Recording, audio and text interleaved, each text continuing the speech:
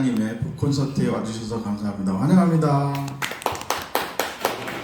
우리 평소에 계속 이렇게 콘서트를 하셨는데 평소에는 주로 낮에 많이 하셨어요. 그래서 낮에 하시고 아침에 많이 하셔가지고 참가하고 싶었는데 참가를 못한 경우가 많이 있었어요. 근데 마침 직장인들을 위해서 이렇게 저녁 시간을 해주셔서 너무 감사하고요.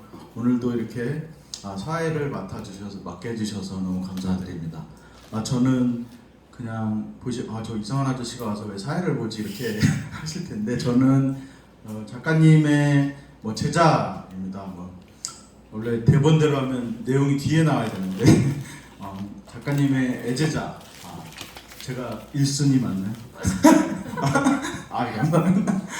다른 분 질투하실지 모르겠는데 저도 한 1년 전부터 선생님의 제자로 계속 수강을 하고 필명은 제가 이로이라고 그래서 구독인간이라는 책을 하나 냈습니다. 그래서 굉장히 그 삶의 버킷리스트를 하나 완성한, 그래서 저에게는 제가 작가님이라고 부르기보다는 선생님이라고 불러요. 저는 평소에 선생님이라고 불러요. 그래서 선생님이 제 버킷리스트를 하나 이뤄주신 저한테 소중한 선생님입니다.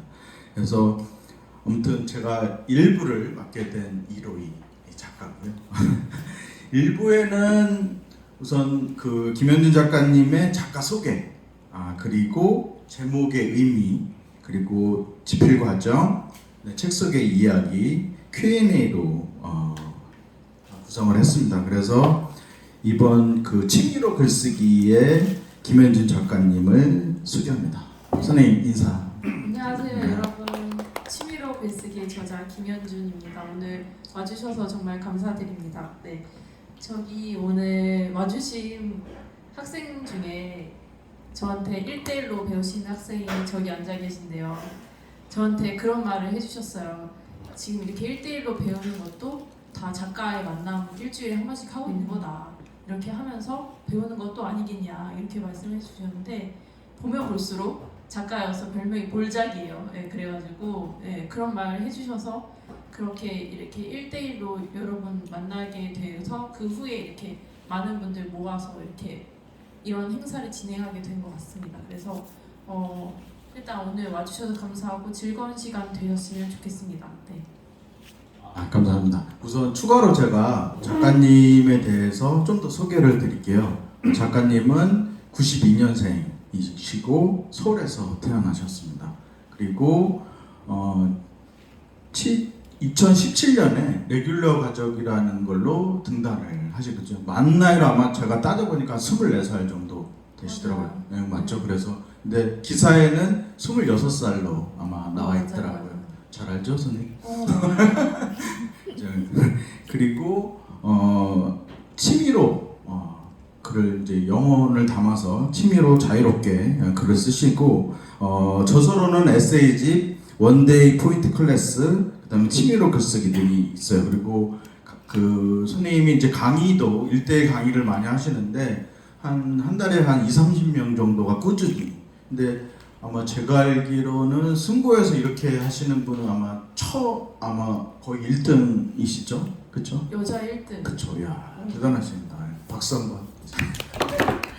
그래서 아무튼 열정적이시고 몽상하는 거를 좋아하시고, 그리고 많은 작가님들이 글 쓰는 이유가 다 있어요. 저도 아까 말씀드렸듯이 저는 버킷리스트에 하나 있기 때문에 그래서 선생님한테 배우게 됐는데 워낙 열정이 많으셔서 글을 많이 쓰신다고 하는데 맞나요?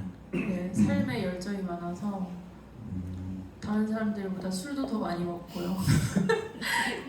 글도 쓰고. 네. 그래서 저한테 배우시는 분들은 다 회사 다니시는데 글까지 쓰시는 분들이 많아요.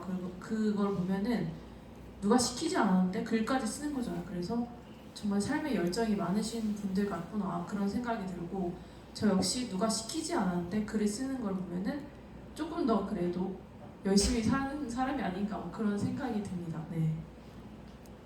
그래서 저는 글 쓰시는 분들은 삶에 열정이 많으신 것 같고, 저는 끊임없이 제 인생에 질문을 던지고 생각을 하면서 사는 사람인 것 같아요. 그래서 그런 걸 대변할 세계관이 소설로 나오고, 네, 그래서 계속 작품을 써 내려가는 게 아닌가 싶습니다. 네. 아 그러시군요. 네. 그러면 그 원데이 포인트 클래스에 있는 이제 글쓰기를 처음부터 네. 이건 제가 했습니다, 네. 선생님. 그 취미로 글쓰기를 하신다고 하셨는데 대부분 그러면 그 취미로 글쓰기에 대해서 선생님의 의견을 좀 듣고 싶습니다. 저는 사실 한 번도 제 학생들처럼 취미로 글을 써보지 못했어요. 그 이유가 여러 회사 다니시는 분들 아시겠지만 보고서 쓰셔야 되죠. 그러면 항상 어딘가 늘 제출하는 글을 써야 돼. 그리고 학교 다닐 때 레포트를 내래. 예. 그리고 또 독후감을 내래. 그래서 항상 지나고 보면 제출해야 되는 글을 썼어요. 그래서 한 번도 즐기면서 글을 써본 적이 없었던 것 같아요. 그래서 저는 예전에 처음 작가가 꿈이었을 때 그때는 작가 지망생이어서 습작을 했고 작가가 된 후에는 작가의 작품이어서 몸에 더 힘을 빼서 글을 쓸 수가 없었어요. 그래서 지나고 보니까 한 번도 그 글을 즐기면서 쓸 수가 없었던 거예요. 근데 제 학생들이 보고 이 에세이집의 제목이 영감이 온 거죠. 학생들은 취미로 글을 쓰니까. 네, 그래서 제 학생들은 이로희 작가님도 그렇고 2달 정도 만에 완성시킨 걸로 첫 작품으로 당선이 되신 분이 많아요. 거의 다 그러셨는데 그게 어떻게 보면은 열심히 하신 것도 있지만 취미라고 생각하셔서 몸에 힘을 빼셔서 그렇게 빨리 되신 게 아닌가 싶은데 저는 21살에 쓴 걸로 26살이 된 거거든요. 그래서 계속 떨어지고 묵혀놨다가 다시 낸 거였어요. 그래서 제가 만약에 처음부터 취미로 글을 썼다면 26이란 나이보다 조금 더 일찍 작가가 되지 않았을까 그런 생각이 듭니다. 저도 그 선생님 강의를 들으면서 굉장히 그 감명 깊었던 게 선생님이 말씀하시는 게 책을 우선 많이 읽어야 된다라는 거, 그 다음에 이론을 또 알아야 된다, 그리고 본인이 직접 글을 써야 된다. 이 세 가지가 굉장히 중요하다는데 이게 굉장히 작가로서는 중요한 요소인 것 같아요. 맞아요. 네. 다작, 다독, 다상량. 이 세 가지를 동시에 해야지 글을 잘 쓸 수 있고 글을 어떻게 하면 잘 쓰냐 그러면 이 세 가지 대답밖에 할 수가 없어요. 정말 제일 중요한 것 같아요. 감사합니다. 그래서 제가 2달 만에 네. 제가 한국문학예술에 네, 당선이 돼서 지금도 거기에 이제 카톡 그 문학예술 문인들 200명 정도가 있는데 초대돼가지고 할머니 할아버지들이 맨날 글을 올려요. 거기 좋아요 해줘야 되거든요. 안 해주시면 삐지셔가지고. 그래서 나름 그런 활동도 하고 있어서 굉장히 보람됩니다. 그래서 뭐 아침에 일어나면 새벽부터 글을 올리시면 그거 읽고 너무 글 좋습니다 이렇게 이제 해주고. 근데 선생님은 진짜 이번 작품은 네. 취미로 정말 쓰신 건가요? 그게 처음에는 원래 제가 소설만 썼던 사람이어서 한번 취미로 나도 에세이 써볼까 해서 에세이란 장르를 선택했던 거거든요. 그래서 처음에는 책으로 낼 생각이 없었어요. 그래서 처음엔 정말 취미로 썼는데 나중에는 이걸 묶어서 에세이집을 내야겠다 이런 욕망이 생기더라고요. 그런데 그래도 최대한 취미로 한번 써보자 해가지고 내용이 가벼운 것들이 좀 많았어요. 그래서 예를 들면 뭐 클럽 가는 여자 막 이런 것들 그런 파트가 있었어요. 그럼 정말 가볍게 쓴 거여가지고 한번 취미로 글을 써보자 그런 마음으로 최대한 썼습니다. 그럼 저는 이제 다음으로 집필 과정이 어떠셨는지가 또 궁금하거든요. 그거에 네. 대해서 좀 소개를 해주시면 좋을 것 같습니다. 여러분들은 어디서 글을 쓰시는지 잘 모르겠지만 저는 집에서는 거의 안 써요. 왜냐면 집에 있으면 눕게 되고 그리고 익숙한 공기 때문에 뭔가 새로운 느낌이 안 들어서 항상 카페에 가요. 그래서 카페에서 쓰는데 이 사진은 제가 자주 가는 카페에 그냥 테이블이에요. 그래서 맨날 테이블 위에다가 노트북 펼쳐놓고 한두 시간 쓰고 아니면 혹은 3-4시간 쓰고 5-6시간 쓰고 이렇게 늘리고 그렇게 쓴 다음에 다시 집에 갔다가 또 나중에 밥 먹고 다시 오고 뭐 이런 식으로 해가지고 그렇게 쓰고 있거든요. 그래서 저는 예전에 엄마가 집에 그 수제 책상 맞춰준 적도 있어요. 글 쓰라고 그래서 되게 비싸고 예쁜 유리까지 맞춰준 책상이 있는데 근데 집이어서 뭔가 쓰기 싫은 거예요. 그래서 저는 이번 에세이는 거의 다 카페에서 썼습니다. 저는 작업실이 없는데 사실 작업실을 엄마가 또 해주려고 했어요. 저희 엄마가 저 진짜 많이 밀어줬죠. 네. 해주려고 했는데 제가 됐다고 했어요. 왜냐면 제가 어떤 책 읽었는데 봉지영 작가님이 잘 나가는 작가들의 공통점은 작업실이 없다. 뭐 이런 글을 제가 읽었어요. 그래서 저도 잘 나가야 될 거 아니에요. 그래가지고 예, 그 안 만들었는데 제가 생각하기에 그런 이유가 작업실 있으면 뭔가 게을러지고 그래서 새로운 느낌도 안 들고 그래서 작업실 없는 작가들이 뭔가 더 순간적으로 집중해서 쓰고 가고 그래서 그런 분들의 작품이 성공한 거 아닌가 그런 것 같아요. 그래서 저도 카페에서 주로 썼습니다. 네. 보면 선생님은 보면 좋은 부모님을 두신 것 같아요. 맞아요. 대부분 훌륭한 작가에는 좋은 와이프나 남편이 있거나 맞아. 아니면 결혼 안 하신 작가님들은 좋은 부모님이 계신 것 같아요. 정말 뭐 가끔 얘기 들어보면 뭐 강의 가실 때도 많은 도움을 주시고 언제든지 기사예요. 예, 기사. 그러니까 여러 가지 신양면 도와주시는 게 정말 좋은 작가님이 되신 아마 그런 계기가 되지 않나 싶은데 혹시 이런 영감 같은 거 글 쓰실 때 주로 어디서 얻으시는지? 저는 사실 제가 쓴 에세이에 어떤 제가 읽었던 책 제목들을 제목으로 한 것들이 많아요. 그걸 보면은 독서에서 영감을 많이 얻는 것 같아요. 네.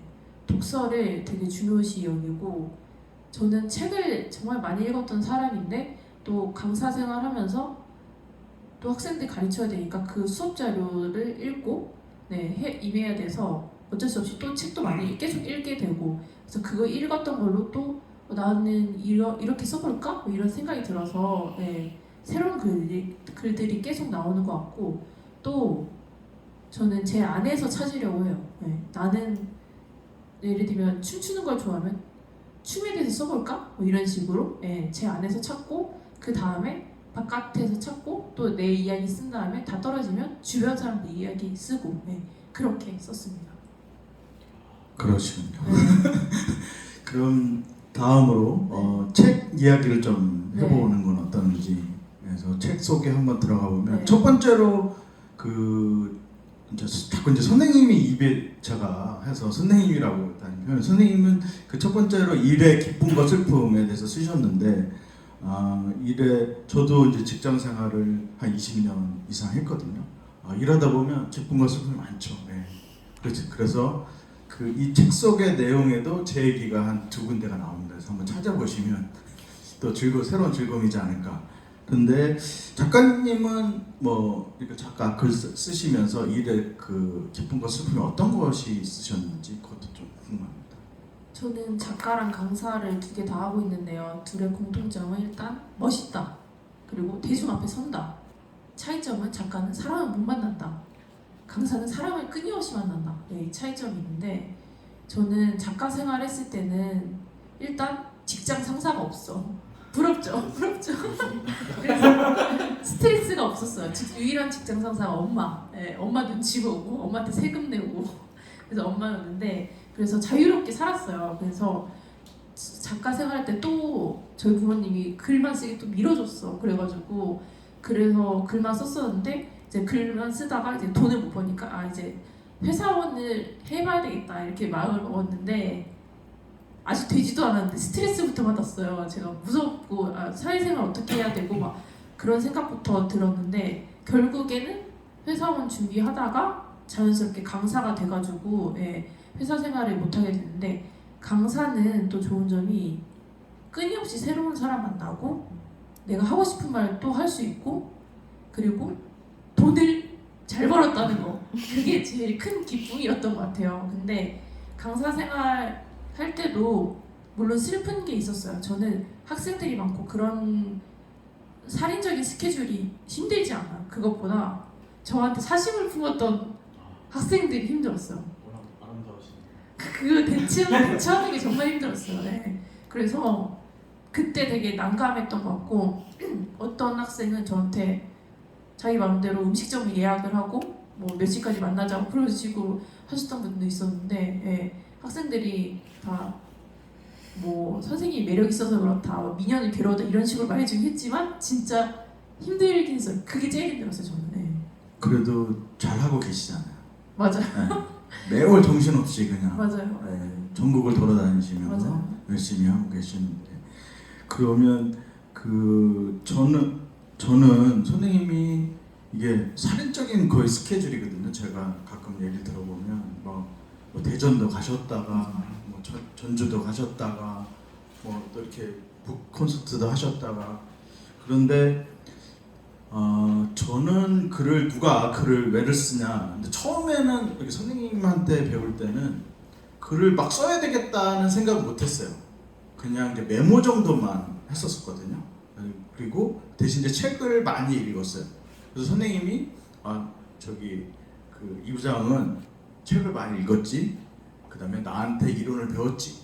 이제 책을 써야지. 이렇게 하셔가지고 그냥 책을 쓰게 됐어요. 근데 책을 이제 쓰는데 대부분 작가님들이 뭐 1년 걸리시는 분도 있고 뭐 2년 걸리시는 분인데 책을 빨리 써야 된대요. 2달 안에 써야 된대요. 그래가지고 2달 안에 또 급하게 써서 또 이것도 내야 된대요. 이거 공모를 해야 되는데 썼으면 또 부랴부랴 넣는데 또 덜컥 돼버린 거예요. 그러니까 이게 저는 이게 선생님이 그냥 가르쳐준 대로 그만 했는데 그게 흘러 가면서 이런 결과가 나온 것 같아요. 선생님은 왜 글을 쓰시나요? 많은 분들이 글을 쓰시는 이유가 다른데 저는 자기 표현 수단이고 삶의 열정이 많아서 쓴다고 생각을 해요. 근데 사람은 누구나 다 자기 표현을 하고 싶어 해요. SNS에도 하고. 그런데 조금 더 깊이 있고 생각이 진지하신 분들은 글로 표현하지 않나. 네, 그래서 저는 글이라는 도구로 자기 표현 수단이 된 것 같아요. 그래서 예, 저는 20대 초반부터 깊이 있다는 말 들었었거든요. 예, 그래서 제가 글을 쓰는 사람이라서 그런지 모르겠고 또 그래서 글을 쓰는지 모르겠지만 예, 그래서 저는 좀 약간 진지한 스타일이고 저한테 글을 배우시는 여학생들도 저랑 성격이 비슷하세요. 되게 다 진지하시고 특히 볼작 학생이 진짜 진지하거든요. 예, 진짜. 예. 그래서 인생을 진지하게 받아들이시는 분들이 많으세요. 네, 글 쓰시는 분들. 그러시군요. 그럼 수녀님은 어떻게 생각하세요? 수현님도 진지한데 수현님은 평소에 말도 되게 재밌게 하시고 네, 그리고 유머러스하신 면도 있어요. 네. 그러니까 선생님이 저한테 이제 얘기해 주실 때 이 별명 같은 걸로 계속 얘기를 해주세요.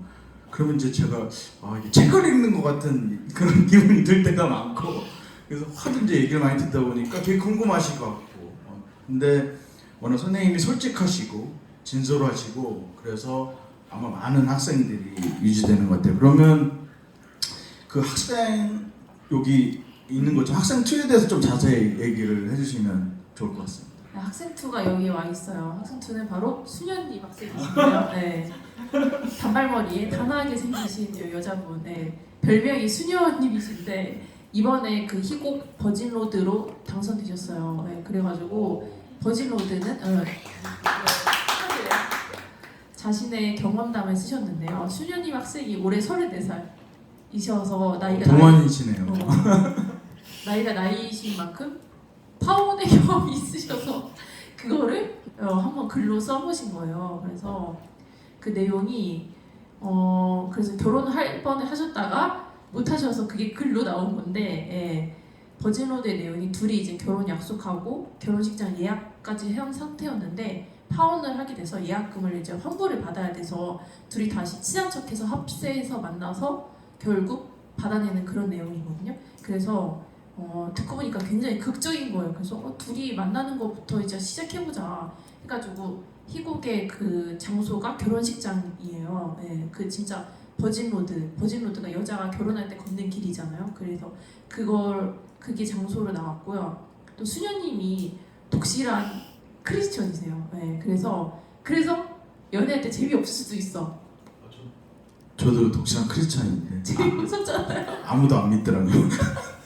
말술 먹게 생겼다고.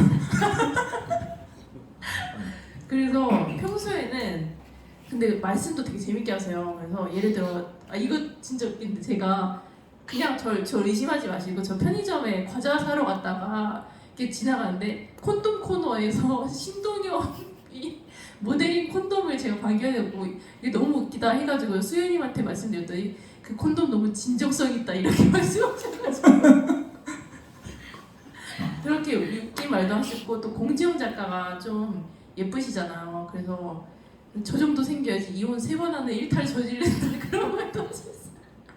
그래서 되게 리버러시 하시는 분이네요. 네. 근데 그런 성격이 희곡 이 대본이잖아요. 그 대사 쓸 때 유머러스하게 쓰는 게 다 이렇게 나왔어요. 네. 아마 수현님이 또 아름다우시니까 맞아요. 좋은 소식이 있잖아요. 맞아. 수현님 이제 네. 좋은 소식들 해주세요. 제 여학생들 다 알아서 연애하는데 수현님은 못해요. 근데 저는 저기 살면서 저도 이제 인생에서 큰 전환점이 좋은 선생님을 만난 거예요. 그래서 뭐 여러 번 강조를 드렸지만 혹시 선생님도 좋은 선생님이 계셨는지 그게 참 궁금하거든요. 저는 글쓰기 선생님이 몇 있었어요. 저도 어릴 때 선생님을 어떻게 고용을 해가지고 배웠었는데 다 좋은 선생님이 아니었어요. 그리고 제 열정이 너무 부담스러웠는지 되게 저를 부담스러워하고 결국에 어떤 선생님은 저 자기 자르라고 그런 선생님도 있었어요. 그래서 되게 좋은 선생님 못 만나서 차마 입으로 말할 수 없는 사건들이 있어서 글로 썼어요. 제가 글에 나왔는데 그래가지고 그래서 제가 글쓰기 선생님 트라우마가 있어요. 그래서 글쓰기 선생님이 된 것 같아요. 제가 성인이 돼서 또 대학원 한번 가보려고 학업계에서 선생님을 고용했었는데 제 글을 안 읽고 왔는데 뭐 순고에다 리뷰를 달아달라 이런 식으로 얘기해서 그래서 또 나는 성인이 돼서도 글쓰기 선생님 복이 없구나 이런 생각이 들었었어요. 그래서 제가 선생님이 된 것 같아요. 그렇죠. 그 선생님이 이렇게 저희 강의하시면서 저한테 항상 얘기하시는 게 이 부장님이 애제자다, 나의 애제자인데 1순위 애제자다라고 이렇게 자주 얘기해서 그래서 아마 딴 사람한테도 가서 분명히 얘기할 거다. 그래서 제가 이 자리를 빌려서 한번 여쭤보고 싶어요. 진솔아 맞나요? 부장님이요? 네, 1순위 아니죠? 1순위요? 여기 부른 거 아닐까? 진짜요? 네. 감사합니다. 근데 진짜 제가 다른 학생들이 더 많이 가르쳐서 애제자 학생들이 좀 많긴 많아요. 근데 제 학생들이 좀 표현이 잘해. 그래서 저는 선생님 좋아요, 선생님 너무 잘 만난 것 같아 이런 말을 얼굴에 못해요. 너무 좋은 선생님 만나도. 근데 제 학생들은 그냥 말을 저한테 얼굴에 대놓고 선생님 잘 만난 것 같다 그런 식으로 표현을 되게 잘해요. 그래서 그런 부분 제가 배우고 싶고 그리고 또 범성애자 학생도 있어요. 그 학생한테 제가 트진 학생 얘기했는데 제가 트진 학생이랑 되게 친해요. 그 얘기하니까 트진 학생한테 대한 애정이 느껴진다 이런 말도 하셨고 그래서 아끼는 학생들이 되게 많고 제 학생들은 표현을 되게 잘해요. 그리고 제가 부장님만 좋아하면 어떤 아줌마 학생이 부장님만 좋아하는 거 티난다. 그리고 자기는 혼자 외롭게 하는 것 같다고 자기 좀 챙겨달라고 그랬어요. 아무튼 저는 확인해서 너무 감사합니다. 저도 여기 수녀님도 크리스찬인데 저도 크리스찬이거든요. 저도 이제 모태신앙이라 뭐 이렇게 대학부 선생님, 그 다음에 주일학교 선생님, 성가대, 교통정리 이런 거 다 했거든요. 그런데 교회는 안 갑니다. 그렇지만 리얼 크리스찬. 교회는 안 가지만 리얼 크리스찬. 혹시 선생님은 종교가? 저는 무교에 가까운 사람이고 저희 집은 불교예요. 근데 불교를 잘 안 믿어요. 그 이유가 불교에서 항상 하는 말이 있어요. 마음을 텅 비워라. 근데 이게 맞을 때도 있고 안 맞을 때도 있는 거예요. 그래서 세종대왕이 백성들에게 신뢰를 얻기 위해서 억불 정책을 했다고 했어요. 이게 맞을 때도 있고 안 맞을 때도 있다. 근데 진짜 그런 거 같은 게 저희 할머니가 독실한 불교 신자셨어요. 근데 할머니 집에서 어릴 때 도깨비를 봤어요. 제가 그걸 잊을 수가 없어. 그래가지고 더 안 믿게 됐죠. 그리고 또 저희 집은 불교인데 예전에 제가 진짜 좋아했던 남자친구가 모태신앙이었어요. 크리스천. 그래서 이런 종교들은 상관이 없는 것 같다. 뭐 이런 생각도 들고, 예, 그래서 근데 이런 무교에 가까운 제가 기도를 하는데요. 되게 열심히 해요. 그래서 글을 쓸 때 의지할 곳이 없어서, 예, 그래서 예, 글은 무에서 유를 창조하는 거잖아요. 그래서 더더욱 자기 자신에 대한 믿음이 필요해서 항상 기도를 하면서 저는 글을 썼어요. 예. 저는 자칭 성령 충만자다 이렇게 말을 하는데요. 예, 그래서 크리스천 다른 분들이 저보고 이 정도면 크리스천 아니냐 이렇게 말도 해요. 그래서 이렇게 자칭 성령 충만자의 글쓰기는 기도가 절반이었다라고 말씀드리고 싶어요. 기도를 하면서 완성시킨 글이 정말 많았어요. 예. 제가 지금 와서 솔직히 말씀드리지만 제가 sun고에서 이렇게 선생님들을 계속 찾았거든요. 며칠 동안 제일 이쁘시더라고 그랬습니다. 연락을 했는데 저는 처음에는 이제 솔직히 아름다우셔서 이제 선택을 했는데 굉장히 열심히 사세요. 아마 선생님 여기 계신 분들도 아마 보시면 아시겠지만 너무 열정적이시고 항상 노력하시고 그리고 그 선생님도 배우시고 이런 부분이 저랑 뭐 나이 얘기해서 그렇죠. 저랑 20살 차이 나거든요. 그런데도 되게 존경스러웠어요. 항상 존경스럽고 좋은 얘기도 많이 해주시고 그리고 가장 제가 그 충격적이었던 거는 선생님이 교육 강의하시면서 이게 예로 들어줘요. 근데 책을 너무 많이 하시는 거예요. 그리고 제가 주말에 읽은 책을 얘기하면 다 아세요. 그래서 그만큼 또 많이 노력을 하신 거잖아요. 그래서 저는 가장 존경하는 선생님 중에 한 분이고, 네. 그래서 선생님도 아름답게 계속 열정적으로 해주시면 좋을 것 같습니다. 네. 그러면 마지막으로 Q&A 시간 가져. 곱게 넣을게요. 하나 더 있어. 그러면 마지막 그거로 선생님은 곱게 늙기에 대해서 한번 얘기를. 제 인생 목표가 곱게 늙는 거예요. 그래서 좀 저는 그래서 글을 쓰는 건데 곱게 늙으려고 온실 속에 화초처럼 늙고 싶다라고 생각했는데 어느 날 내가 카페에 있는데 옆에 온실에 그 화초가 있는 거예요. 그래서 저렇게 늙고 싶다. 그리고 도서관에 가면 또 도서관 안에 온실에 화초가 또 있어요. 그거 보면 저렇게 늙고 싶다. 그런 생각이 들었어요. 그래서 사실 글을 쓰는 게 머리를 쥐어짜지만 그래도 비교적 곱게 늙어요. 왜냐면은 작가들은 주로 카페에 머물잖아요. 그리고 도서관에 있고. 예, 그래서 제가 했던 알바들도 다 곱게 늙는 꿀 빠는 것들이었어요. 예를 들면 하객 알바 예전에 했던 적 있었거든요. 그거는 예쁜 하객 패션 입고 가서 뷔페 먹고 오고 그러면 되는 거였어요. 그리고 또 미용 모델 했었는데 그거는 그냥 가만히 앉아 있어. 그러면 얼굴에 뭘 발라줘. 그거 바르고 나면 얼굴에 광이 나요. 그렇게 곱게 늙는 것만 했었어요. 제가 그래가지고 글 쓴 여자들을 보면은 말도 안 되게 동안이신 분들이 되게 많아요. 그래서 곱게 늙은 거예요. 그래서 저는 매일 아침 제 꿈이 예쁜 그 로열 알버트 찻잔에다가 그 차를 내려 마시고 또 백발 노인이 돼도 포르쉐에서 내리는 그런 상상을 해요. 그렇게 곱게 늙고 싶어요. 선생님 운동도 많이 하시잖아요. 맞아, 필라테스 필라테스도 하시고 뭐 댄스도 배우시고. 맞아, 춤도 열심히 췄었어요. 진짜 열심히 하시는 것 같아요. 모든 분야에 있어서. 그럼 마지막 네. Q&A. 네. Q&A 질문을 좀 거침없이 해주시면 좋을 것 같습니다. 질문 있으실까요? 꼭 이제 저희 여러 사람들 질문하라면 또 질문을 또 잘 안 해요. 그래서 이 지목을 해야 돼. 저기 학생 투. 학생 투. 네, 학생 투. 순이요. 네. 질문 하나 하시죠. 선생님 항상 그 열정적으로 모든 그 분야에서 임하고 계시는데 그 열정의 원천이 혹시 어떻게 되시는지. 지금 솔직하게 말해도 돼요? 솔직하게 얘기해야죠. 이 자리에 솔직하니까. 근데 너무 솔직하지 마시고 제가 아니까 선생님을 약간 가공해서 해주시면 좋을 것 같아요. 너무 솔직하면 안 돼. 큰일 나요 이거. 저희 할머니가 제가 남자친구가 없는 거를 언니가 말했어요 할머니한테. 그랬더니 할머니가 인물이 아깝다 이랬어요. 그래서 인물값 하고 싶어서 열심히 사는 거예요. 네. 알겠습니다. 근데 뭐 아름다우십니다.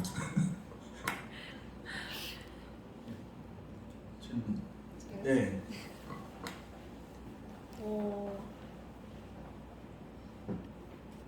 그 선생님 에세이가 만약 나도 처음부터 취미로 글을 썼다면 하는 그런 상상에서 출발을 하셨다고 했는데 저는 이제 제가 워낙 성격 자체가 너무 진지하다 보니까 맞아, 진지.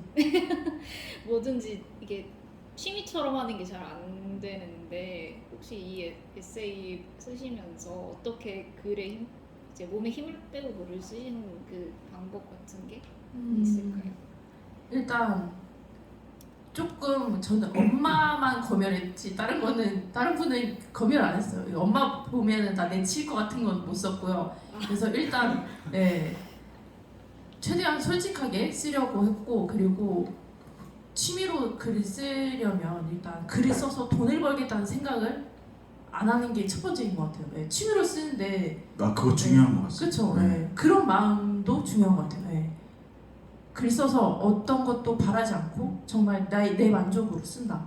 그 티끌 하나 섞이지 않은 순수한 마음. 그리고 저는 또 하나가 또 당선에 대한 또 갈급함이 있잖아요. 이거는 꼭 당선되리. 그런 마음 먹으면 안 되더라고요. 그러니까 기대를 하지 않아야 되는 것 같아요. 정말로. 맞아요. 그리고 선생님은 좀 야한 거 좀 줄였으면 좋겠어요. 좀 솔직하면 좋은데 그런 걸 조금만 이거 톤을. 에세이요? 많이 줄이면 어때? 그래? 알겠습니다. 더 줄여. 마지막으로 플래시한 수강님 한 달 대신 좀 질문. 한 달에 저번 주에 제가 저번 의리. 글 쓰고 나서 가장 인생에서 가장 기뻤던 순간이 있으면 어떤 것인지 알고 싶습니다. 저는 맨 처음 작가의 만남 행사했을 때가 처음으로 기뻤어요. 글 쓰면서. 왜냐면 이 글을 쓸 때도 정말 힘들게 썼거든요. 근데 작가의 만남 행사하고 나서 정말 인생에서 두고두고 꺼내볼 수 있는 좋은 추억이 생긴 것 같다는 생각이 들었어요. 그래서 고생 끝에 낙이 온다 이런 말처럼 열심히 쓰고 나니까 이렇게 많은 독자들이랑 소통을 하게 되고 그런 자리가 너무 행복했어요. 진짜. 그렇군요. 그러면 이것으로 1부 시간을 마치고요. 2부에는 선생님의 에세이 특강을 저는 1부에서 마치겠습니다. 감사합니다. 잠깐 쉬시고